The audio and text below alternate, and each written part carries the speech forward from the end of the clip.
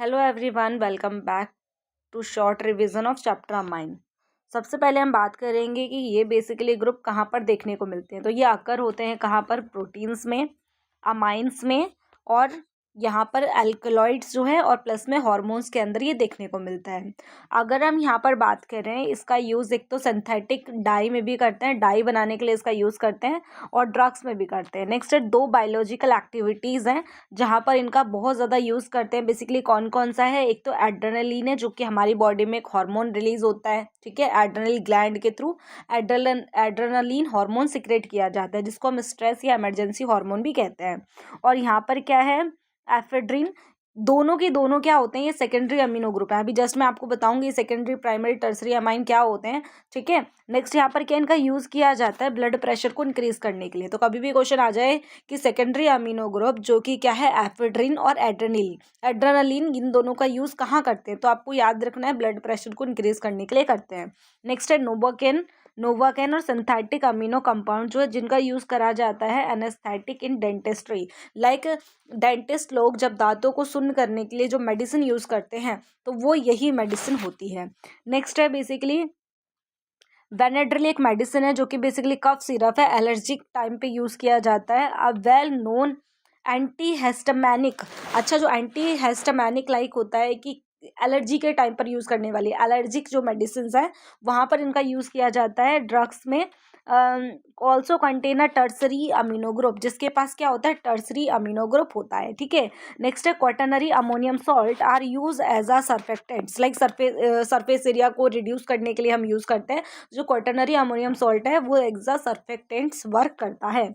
Next है, diazonium salt are intermediate in the preparation of variety of aromatic compound. जब हम variety of aromatic compound को prepare करते हैं तो वहाँ पर बीच में सबसे पहले क्या बनता है, डाइजोनियम सॉल्ट प्रिपेयर होता है, ठीक है। अच्छा, इस चैप्टर के अंदर बेसिकली हम अमाइंस के बारे में, अमाइंस का यूज़ कहाँ पर है वो तो हम अभी देख ही चुके हैं। फिर उसके बाद प्रिपरेशन क्या रहेगा, क्लासिफिकेशन क्या रहेगा, इनके जो है इंपॉर्टेंट पॉइंट्स क्या रहने वाले हैं, ठीक है, फिजिकल और केमिकल प्रॉपर्टी, और आफ्टर दैट हम यहाँ पर पढ़ेंगे डाइजोनियम सॉल्ट के बारे में, ठीक है। तो सबसे पहले हम स्टार्ट करते हैं अमाइंस। अमाइंस बेसिकली क्या होते हैं, अगर हम सिंपल वे में आपको बताऊँ, अमोनिया क्या होता है, NH3 ग्रुप होता है, ठीक है। Ammonia is the NH3। और इसके पास आप देखते हैं, अगर हम बात करें नाइट्रोजन के पास कितने इलेक्ट्रॉन्स होते हैं, 5 होते हैं आउटर मोस्ट सेल में। और देखो हाइड्रोजन कितने अटैच हो रहे हैं, 3। दैट मीन्स के पास कितने फ्री इलेक्ट्रॉन है, 2। दैट मीन्स उसका क्या बन गया, लोन पेयर। तो ये जो है स्ट्रक्चर है अमोनिया का। और जब आपको कैलकुलेट करना हो हाइब्रिडाइजेशन तो उसके लिए मैं हमेशा बताती हूँ स्टैटिक नंबर कैलकुलेट करिए। स्टैटिक नंबर क्या होता है, lone pair plus bond pair. Like lone pair इसके पास था 1, बॉन्ड पेयर थे कितने, 3, तो टोटल हो गए 4। और 4 के लिए जो हाइब्रिडाइजेशन होती है वो sp3 होती है। अगर एक लोन पेयर है तो शेप बनेगा कैसा, ट्राइगोनल पिरामिडल। और अगर एक भी लोन पेयर ना हो तो उस केस में जो शेप बनती है, लाइक 0 लोन पेयर हो और 4 बॉन्ड पेयर हो तो उस केस में शेप बनेगी टेट्राहेड्रल, ठीक है। आपको ज्योमेट्री याद रखनी है। अब यहाँ पर हर एक हाइड्रोजन ग्रुप को रिप्लेस करवा के अगर मैं यहाँ पर CH3 लाइक मिथाइल ग्रुप को अटैच कर दूं, हर सभी के पास CH3 ग्रुप को अटैच कर दूं, तो ये क्या बन जाता है, ये बनता है हमारा अमाइन। क्लियर है, अमाइन बेसिकली अमोनिया से ही बना हुआ होता है। तो यहाँ पर इन्हीं सब चीज़ों को मैंने मार्क कर रखा है, तो इसको आप रीड आउट कर लीजिएगा। नेक्स्ट है, यहाँ पर जो हमने अमाइन बनाया है, अमाइन का जो एंगल होता है बिटवीन वो कितना होता है, 109.5 होता है, ठीक है। 109 पॉइंट इसके जगह पर बेसिकली क्या होता है, 108 होता है इनके बीच में एंगल, ठीक है। चलो, इसके बाद है क्लासिफिकेशन में याद रखना है आपको, अगर NH3 के पास एक भी R ग्रुप नहीं है, ठीक है, एक भी R ग्रुप नहीं है तो क्या होता है, अमाइन होता है, अमोनिया होता है। क्या होता है, अमोनिया होता है। और यहाँ पर जब एक R ग्रुप आ जाए, लाइक NH और यहाँ पर एक आ रहा है, लाइक जब अमोनिया नाइट्रोजन के साथ एक कार्बन ग्रुप अटैच है तो उसको बोलते हैं प्राइमरी, ठीक है। और जब यहाँ पर 2 R ग्रुप आ जाएंगे तो उसको बोलेंगे क्या, सेकेंडरी। और जब 3 R ग्रुप आ जाएगा तो उसे क्या बोलेंगे, टर्सरी। क्लियर है। इसके बाद है इनके नोमेनकल्चर की बात करते हैं। तो जो प्राइमरी अमाइन है उनको हम अल्केना अमाइंस भी बोलते हैं। तो देखो, जो भी इंपॉर्टेंट पॉइंट्स हैं वो यहाँ पे मैं आपके लिए मार्क करके लेकर आई हूँ, तो आप उन्हें देख सकते हैं, ठीक है। यानी अल्केन में ई को रिप्लेस कर दिया है अमाइन के साथ, ठीक है। अच्छा, नेक्स्ट है हमारे पास पॉइंट, यहाँ पर देखो इसके नोमेनकल्चर के लिए कुछ नेम्स हैं, ये आप अच्छे से इसको कंप्लीट कर लीजिएगा। नेक्स्ट हम आगे चलते हैं। मैं आपको यहाँ पर एक चीज़ बता देती हूँ, जब नाइट्रोजन के साथ कोई भी आर ग्रुप अटैच हो जाता है तो उसको हम क्या बोलते हैं, उसको हम बोलते हैं अमाइन, ठीक है। और वहीं पर अगर बेंजीन रिंग के साथ NH2 ग्रुप अटैच हो जाता है तो उसे हम क्या बोलते हैं, एनिलीन बोलते हैं। क्या बोलते हैं, एनिलीन बोलते हैं, ठीक है। अच्छा, इसके बाद क्या है हमारे पास, देखो नेक्स्ट है preparation of amine. Preparation of amine में सबसे पहला जो पॉइंट है वो है reduction of nitro group. Like nitro group को उसकी जगह से रिड्यूस करवाना। तो इसके लिए दो मेथड है हमारे पास।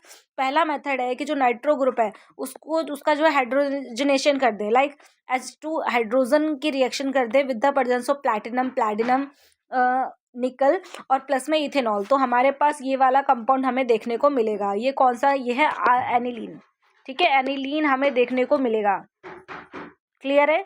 नेक्स्ट है एक और रिएक्शन है जहां पर हम SN यानी टिन और एसिड या एक हाइड्रोक्लोरिक एसिड या फिर आयरन और HCl का यूज करके जो है एनिलीन परफॉर्म कर सकते हैं। आप यहाँ पर देखो एक इंपॉर्टेंट पॉइंट मैंने आपके लिए मार्क किया है, इसे आपको रीड करना है। क्या लिखा है, reduction with iron scrap. Iron scrap के साथ जब हम रिडक्शन करते हैं तो जो हाइड्रोक्लोरिक एसिड है वो प्रेफर किया जाता है, और ये बहुत थोड़े अमाउंट में प्रेफर होता है, ठीक है। थोड़ा सा लोगे तो भी प्रिपरेशन डन हो जाएगी, लाइक तो भी एनिलीन परफॉर्म हो जाएगा। क्योंकि बिकॉज जो FeCl2 है, FeCl form get hydrolyse to release a hydrochloric acid.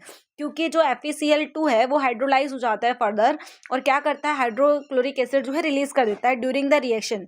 इसी वजह से only small amount of hydrochloric acid जो है रिक्वायर्ड होता है इनिशिएट द रिएक्शन। इस रिएक्शन को इनिशिएट करने के लिए बिल्कुल small amount of hydrochloric acid हमें चाहिए होता है। तो ये वाला सेकंड वाला हमारा बेस्ट मेथड है, इसके बेस पे काफ़ी सारे क्वेश्चन भी बनते हैं।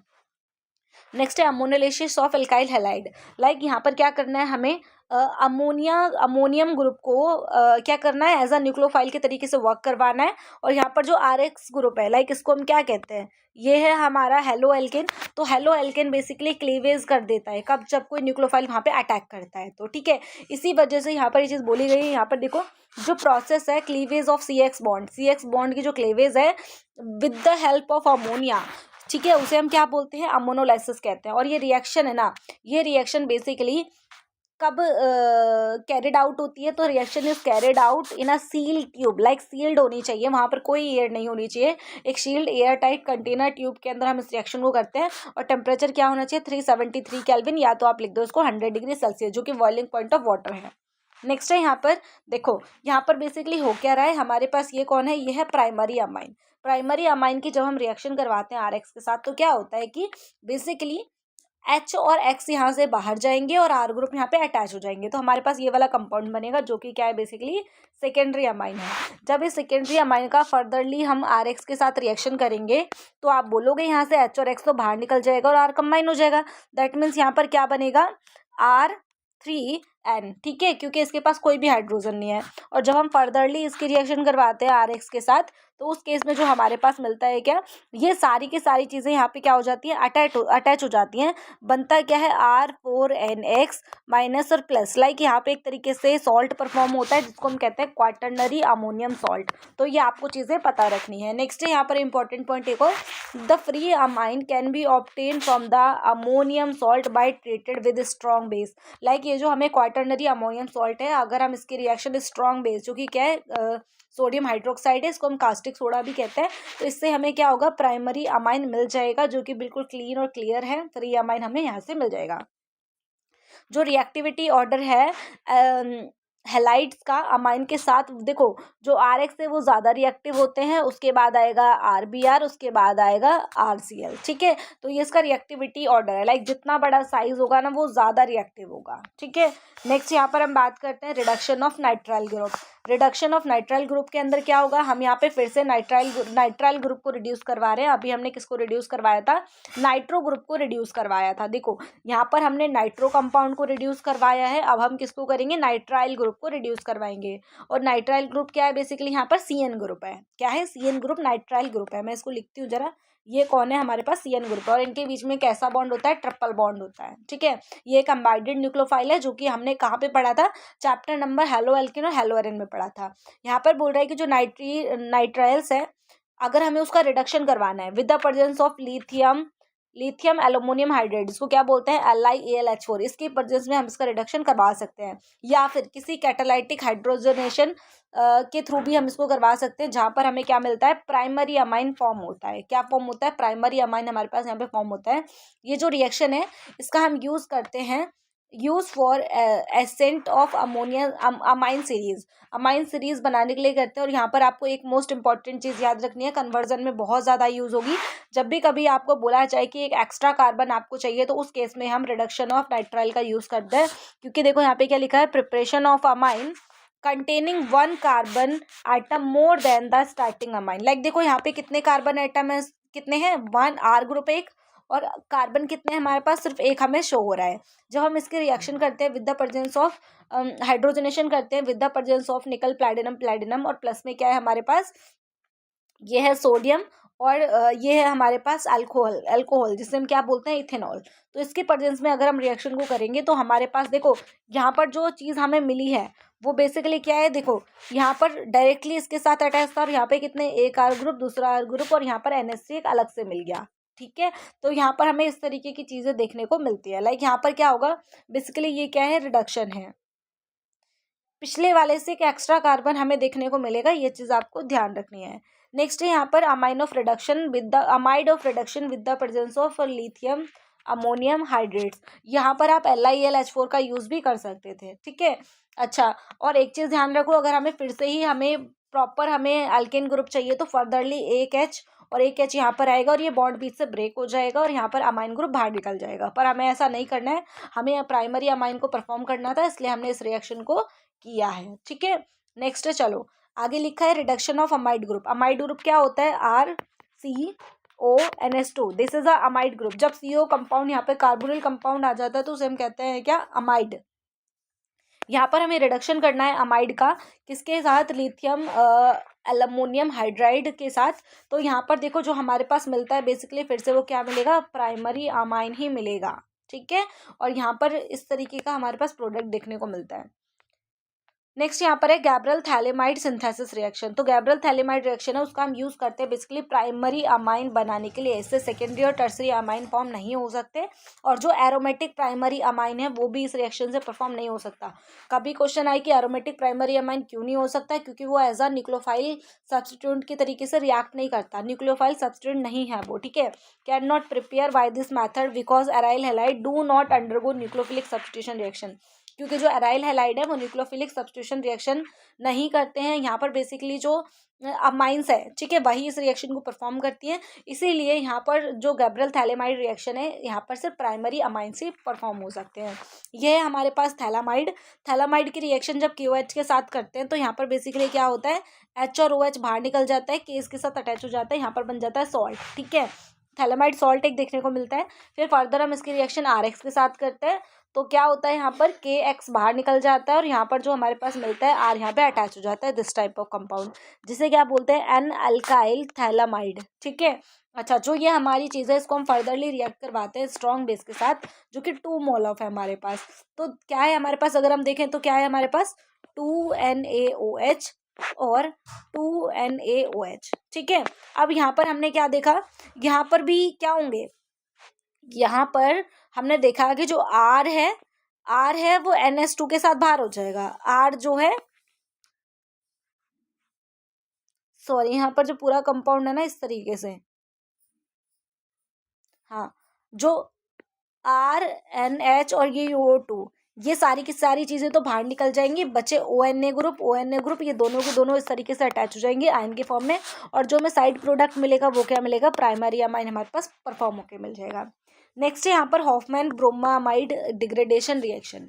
इस रिएक्शन में बेसिकली क्या हो रहा है कि जो हॉफमैन डेवलप करता है इस मेथड के थ्रू ना, प्राइमरी अमाइन जो है प्राइमरी अमाइन बेसिकली हमें मिलता है देखा जाए तो। ठीक है, प्राइमरी अमाइन मिलेगा हमें जब हम रिएक्ट करेंगे अमाइड की ब्रोमीन के साथ, ठीक है, with the presence of aqueous alcoholic solution. ठीक है, तो उस केस में हमें प्राइमरी अमाइन देखने को मिलेगा। लाइक ये कौन है हमारे पास, अमाइड है। अमाइड की रिएक्शन ब्रोमीन और बेस के साथ करते हैं तो हमारे पास प्राइमरी अमाइन परफॉर्म हो जाता है। बाकी साइड प्रोडक्ट में है NaBr, वाटर, और यहाँ पर है सोडियम कार्बोनेट। ठीक है, तो ये चीज़ें यहाँ पर रहेंगी। जो अमाइन है so formed contain 1 carbon less than the present in the amide. Like देखो अमाइड में यहाँ पे 2 कार्बन थे, पर जो हमें मिलेगा ना लास्ट में उसमें 1 कार्बन कम होगा, जबकि पिछले वाले में हमने नाइट्राइल ग्रुप में देखा था तो क्या था 1 कार्बन एक्स्ट्रा हमें मिल रहा था। ठीक है, तो जब कम करना हो तो हॉफमैन ब्रोमामाइड रिएक्शन का हमें यूज करना होगा।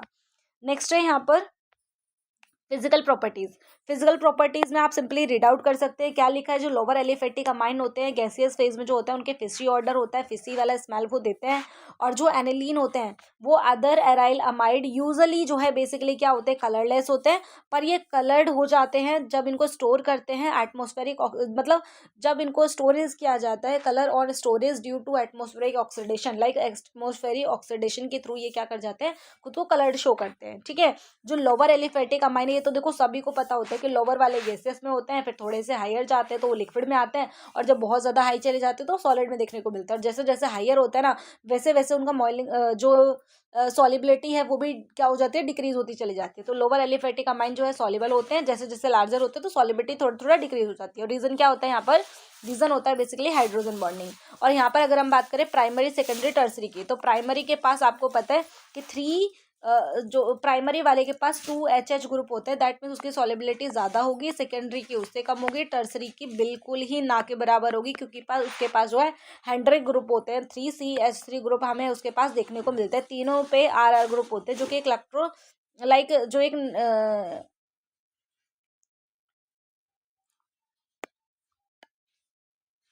इलेक्ट्रोफोबिक चेन की तरीके से वर्क करते हैं। नेक्स्ट है यहाँ पर अमाइन।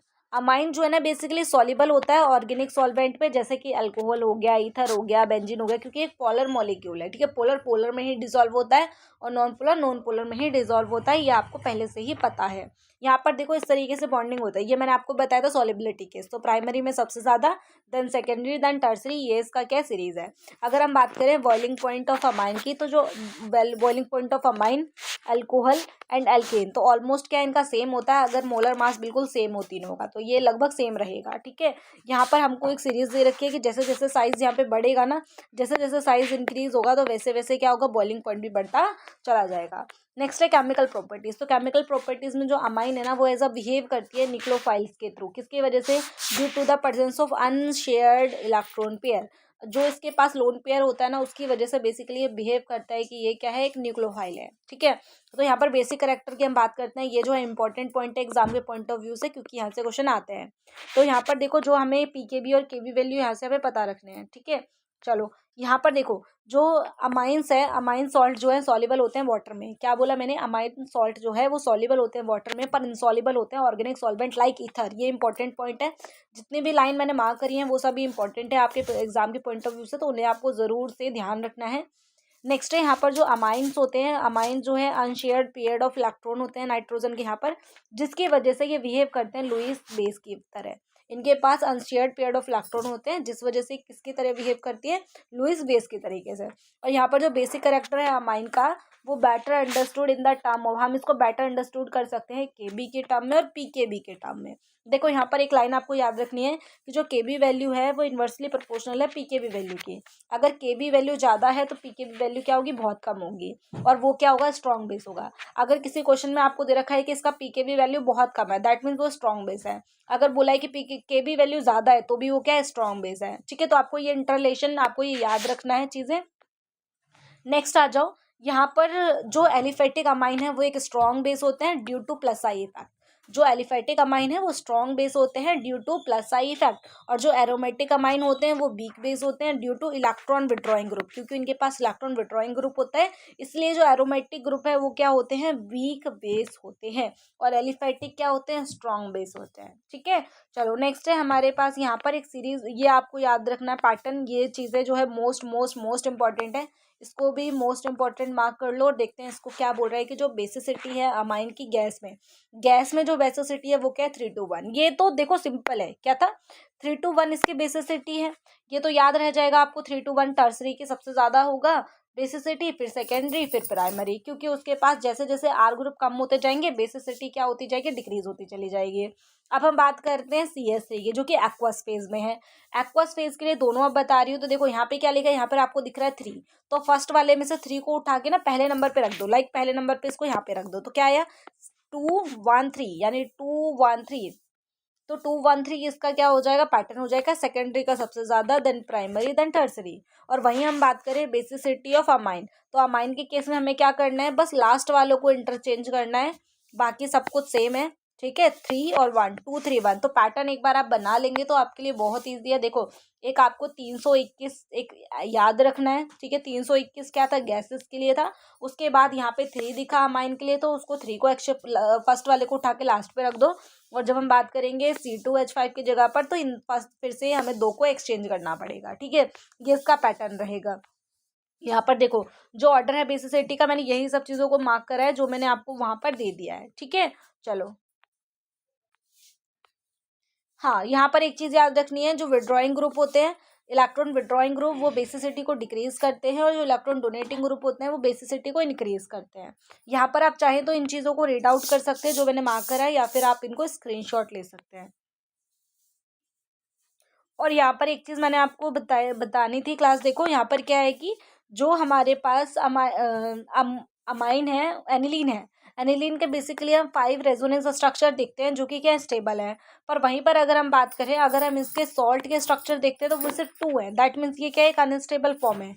तो greater the number of resonating structure greater the stability, जितना ज़्यादा नंबर ऑफ रेजोनेंस होंगे उतना ही ज़्यादा वो क्या होगा, स्टेबल होगा। और जितना ज़्यादा उसके पास कम होंगे रेजोनेंस, उतना ही क्या होगा, वो लेस स्टेबल होगा। ठीक है, चलो। नेक्स्ट है हमारे पास यहाँ पर एल्कलाइड्स, क्या एल्काइलेशन क्या है यहाँ पर।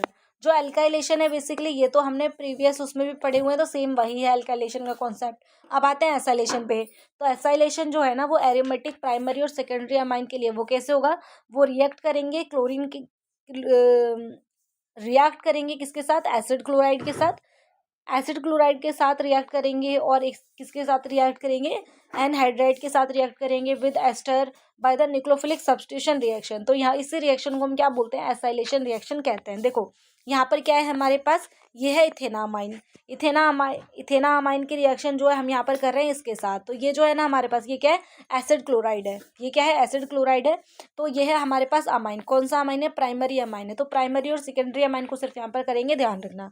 प्राइमरी अमाइन को जब हमने यहाँ पर करा इसके बेस की प्रेजेंस में, तो हमारे पास जो मिलेगा ना, वो क्या मिला, एन इथाइल इथेन अमाइड। ठीक है, ये हमारे पास प्रोडक्ट होगा। और जब हम सेकेंडरी वाले को रिएक्ट करेंगे इसके साथ, तो उस केस में हमें क्या मिलेगा, उस केस में मिलेगा N N diethyl ethanamide. ठीक है, और यहाँ पर जो है इसके बाद अगर हम बेंजीनामाइन को लेते हैं, लाइक जिसको हम कहते हैं एनिलीन, अगर हम एनिलीन के साथ करेंगे ना, तो उस केस में क्या होगा, एन फिनाइल इथाइल अमाइड और एसेटनालाइड हमें देखने को मिलेगा। ठीक है, यहाँ पर बोल रहा है कि जो अमाइंस है ना, also react with benzoyl chloride, जो बेंजोइल क्लोराइड है ना उसके साथ भी अमाइन रिएक्ट करते हैं, और इस रिएक्शन को कहते हैं बेंजोलाइजेशन, बेंजोलाइजेशन। ठीक है,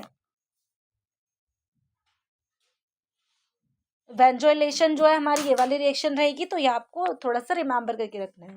यहाँ पर एक क्वेश्चन है कि क्या आपने सोचा है कि जो प्रोडक्ट ऑफ रिएक्शन अमाइन है वो कार्बोक्सिलिक एसिड हो सकता है क्या। तो दे ये जो बेसिकली क्या फॉर्म करेगा, सॉल्ट फॉर्म करेगा। They form salt with amines at room temperature. कितना होता है रूम टेम्परेचर, ये होता है 27 डिग्री सेल्सियस। ठीक है, तो ये रूम टेम्परेचर रहेगा हमारा।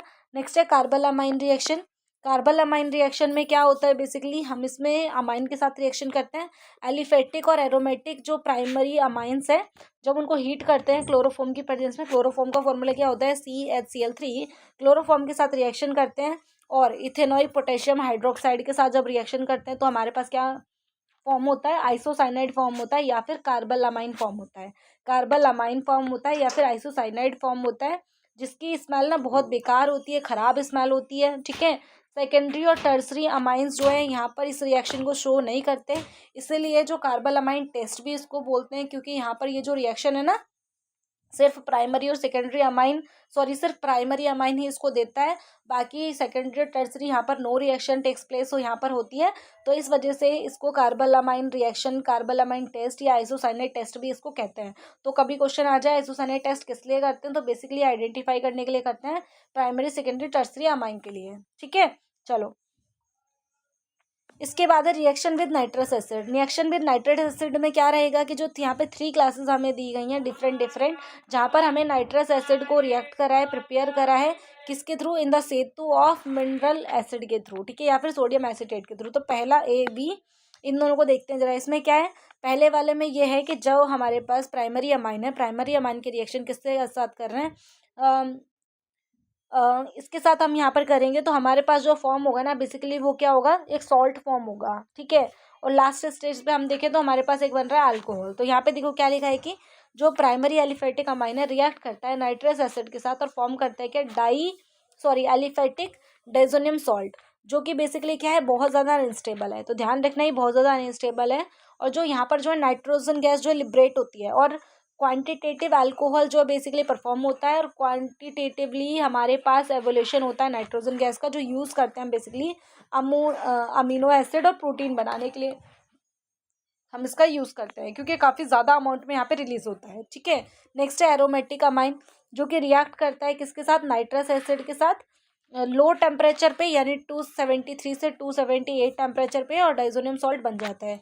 ये रिएक्शन वही है जो हमने डाइजोनियम परफॉर्म करा था हेलो एल्केन और हेलो एल्केन में, सेम वही रिएक्शन है जिसको हम डायटाइजेशन भी कहते हैं, ठीक है, डायजियोटाइजेशन। और एज जो वर्ड है ना, एज जो वर्ड है वो बेसिकली जो हमारे कफ सिरप वगैरह उन सब में देखने को मिलता है। और यहाँ पर देखो क्या लिखा है कि सेकेंडरी और टर्सरी अमाइन जो है रिएक्ट करते हैं नाइट्रस एसिड के साथ, डिफर मैनर में वो रिएक्ट करते हैं। अब नेक्स्ट हमारी रिएक्शन आ गई किसके साथ, एराइल सल्फोनल क्लोराइड। ये जो कंपाउंड है ये एराइल सल्फोनल क्लोराइड है, ये आपको पता होना चाहिए, जिसको हम हिंसबर्ग रिएजेंट भी कहते हैं, हिंसबर्ग रिएजेंट भी कहते हैं। बेसिकली ये प्राइमरी, सेकेंडरी और टर्सरी अमाइंस को आइडेंटिफाई करने के लिए यूज़ किया जाता है, क्योंकि ये जो टेस्ट है प्राइमरी और सेकेंडरी अमाइन तो देते हैं, पर लेकिन जो टर्सरी अमाइन है वो इस टेस्ट को नहीं देता। तो यहाँ पर जब हम प्राइमरी अमाइन के साथ रिएक्ट करते हैं तो उस केस में हमें ये वाला प्रोडक्ट फॉर्म होता है। और बेसिकली ये ना स्ट्रांगली एसिड होता है, ठीक है, सल्फोनामाइड इन स्ट्रांगली एसिड देखने को मिलता है। और जब हम सेकेंडरी के साथ करते हैं तो उस केस में भी हमें प्रोडक्ट देखने को मिलता है। और जब हम बात करते हैं टर्सरी की, टर्सरी वाला रिएक्ट नहीं करता, कोई रिएक्शन नहीं देता हमें, ठीक है। पर आज के टाइम पे जो बेंजोल सल्फोनिल क्लोराइड है उसको रिप्लेस कर दिया गया है पीटोलिन सल्फोनिल क्लोराइड के साथ, ठीक है। नेक्स्ट है इलेक्ट्रोफिलिक सब्स्टिट्यूशन रिएक्शन। ये आपको पहला है ब्रोमोनेशन। ब्रोमोनेशन में ये रूम टेम्परेचर पे रिएक्शन होती है, ठीक है। एनिलीन की जब हम ब्रोमीन के साथ रिएक्शन करते हैं with the presence of water, bromine की वाटर के साथ रिएक्शन करेंगे ना तो हमारे पास क्या होगा, वाइट पीपीटीज परफॉर्म होंगी, लाइक 2,4,3 ट्राई ब्रोमो एनिलीन देखने को मिलेगा जब वाटर के साथ करेंगे तो, ठीक है। अच्छा, इसके बाद है यहाँ पर अगर हमें बात करनी है, अगर हमें यहाँ पर पैरा जो चाहिए, पैरा वाला कंपाउंड अगर हमें चाहिए तो हम क्या करेंगे, पैरा वाले के लिए हमें क्या करना पड़ेगा। तो यहाँ पर बोल रहे हैं कि this can be done by the protecting NH2 group acylation, मतलब जो एसाइलेशन है ना उसके थ्रू हम बेसिकली ऐसा करवा सकते हैं एसिटिक एनहाइड्रेट के साथ। तो उस केस में हमें क्या मिल जाएगा, जो पैरा एनिलीन है, पैरा ब्रोमो एनिलीन जो है मिल जाएगा, ठीक है। बाकी इंटरमीडिएट प्रोडक्ट है यहाँ पर। नेक्स्ट है यहाँ पर नाइट्रेशन। नाइट्रेशन में भी 2 केस हैं, एक तो हमारा डाइल्यूट और एक है कंसंट्रेटेड। लाइक अगर हम यहाँ पर HNO3 और मतलब नाइट्रिक एसिड और सल्फ्यूरिक एसिड की रिएक्शन करते हैं 288 के प्रेजेंस में, लाइक एनिलीन की रिएक्शन इनके प्रेजेंस में करवाते हैं, तो उस केस में हमें ऑर्थो पैरा मेटा तीनों प्रोडक्ट मिलते हैं।